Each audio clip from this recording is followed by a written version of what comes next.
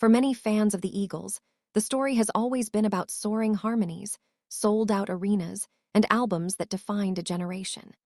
Yet behind the polished image of one of America's most successful bands, there were personal struggles that rarely made headlines. This documentary-style reflection explores the human side of that history, particularly the complicated dynamic between Joe Walsh and Randy Meisner. Rather than revisiting old rumors or assigning blame, this analysis focuses on personality, pressure, and the cost of fame.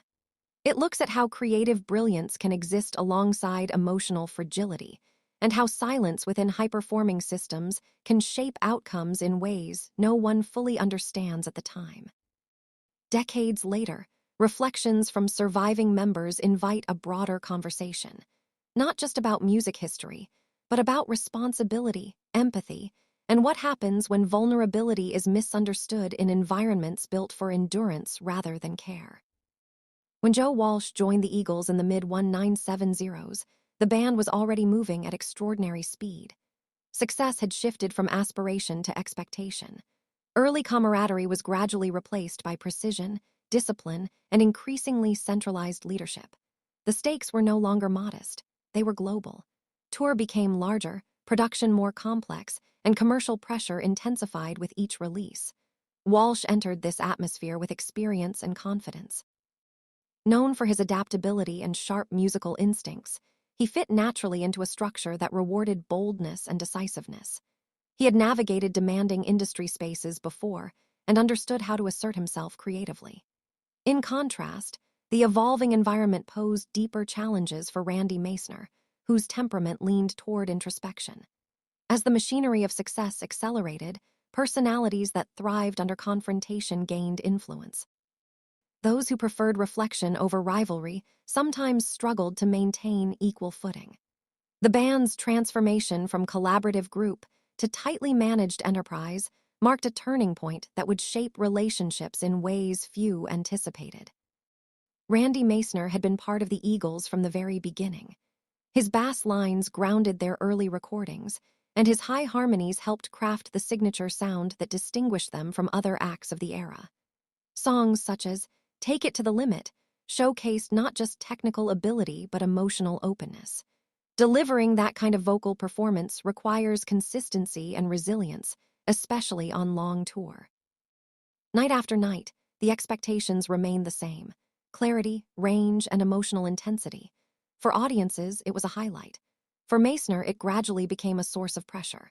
Unlike bandmates who appeared energized by escalating crowds, he was known to feel uneasy with confrontation and constant scrutiny. Industry observers often note that success magnifies personality traits rather than reshaping them. In high-output creative groups, quieter members can be misinterpreted. Reserve may be seen as reluctance.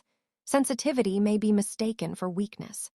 Over time, these subtle misunderstandings can build into larger fractures, particularly when communication narrows and schedules leave little space for honest dialogue. By the time the band entered the era surrounding the album Hotel California, their status was undeniable. The tour supporting that record demanded flawless execution. Every show was measured against the last. The song, "Take It to the Limit," had become a centerpiece, and its climactic high notes were central to its impact. Sustaining such performances repeatedly can place strain on any vocalist, especially under travel fatigue and media attention. Historical accounts describe rising tension during this period, culminating in disagreements over set lists and encore expectations. While different perspectives exist about the specifics, it is widely acknowledged that creative and personal differences intensified. In environments where performance standards are uncompromising, expressions of exhaustion may not always be received with empathy. Instead, they can be viewed through the lens of obligation. The resulting conflict highlighted deeper issues about communication and mutual understanding, issues that often surface when organizations prioritize output over individual well-being. Accounts from that time suggest that backstage disagreements became symbolic of broader strain within the group. Disputes over whether certain songs should close shows reflected more than artistic preference. They revealed contrasting views about limits and responsibility. For some members, delivering the expected performance was non-negotiable. For others, health and sustainability were legitimate concerns. When tempers rise in high-pressure contexts, moments can escalate quickly. What might have been resolved through structured dialogue instead hardened positions. Observers later reflected that the speed of the band's ascent left little room for recalibration.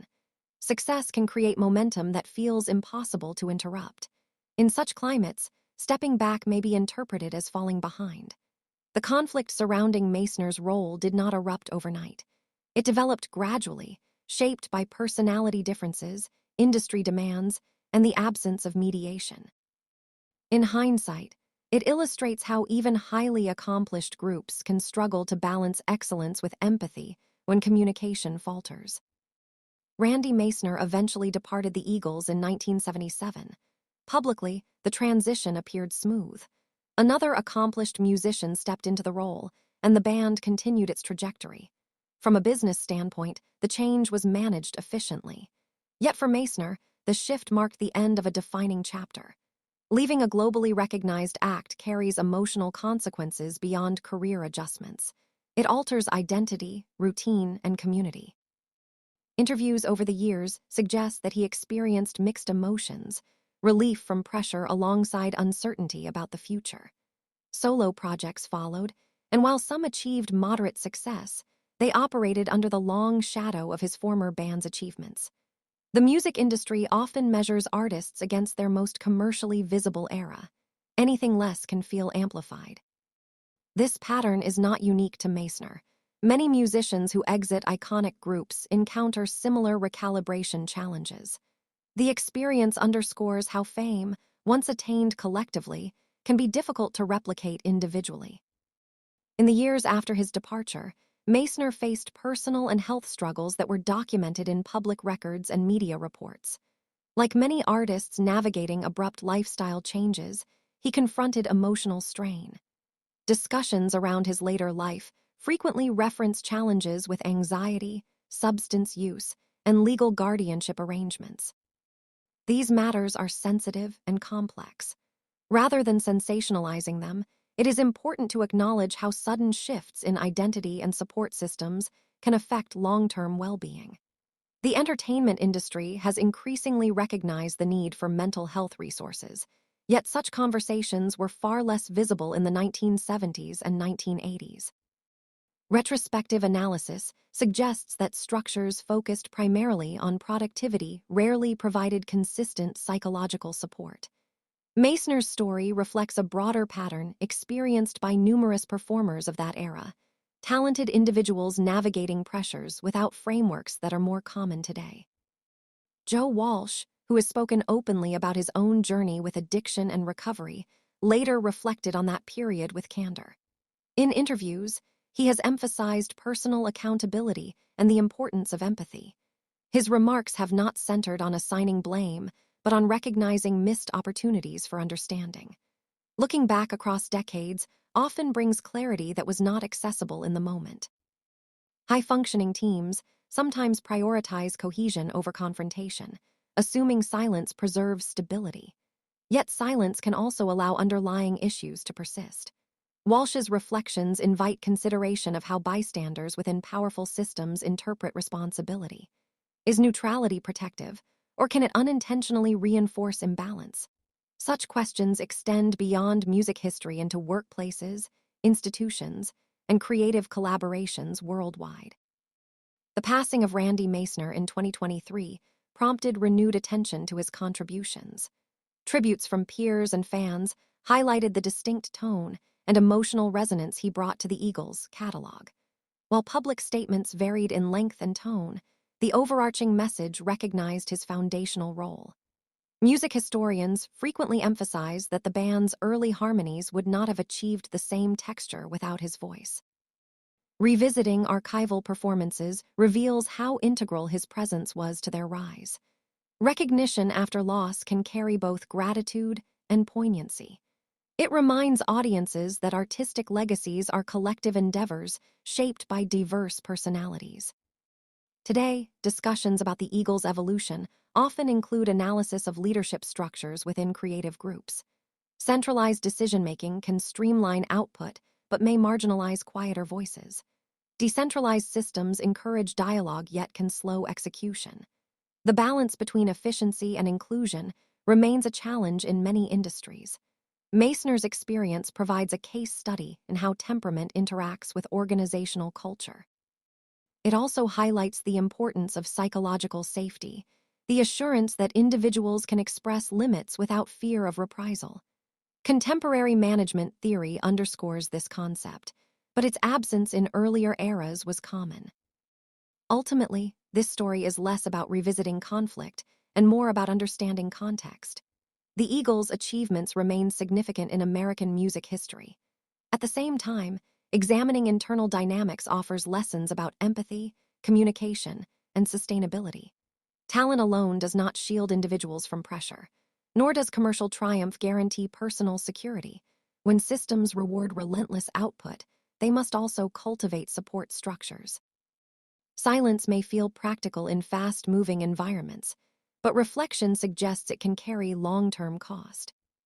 For viewers exploring music history through a documentary lens, the relationship between Joe Walsh and Randy Meisner serves as a reminder that iconic art emerges from human complexity.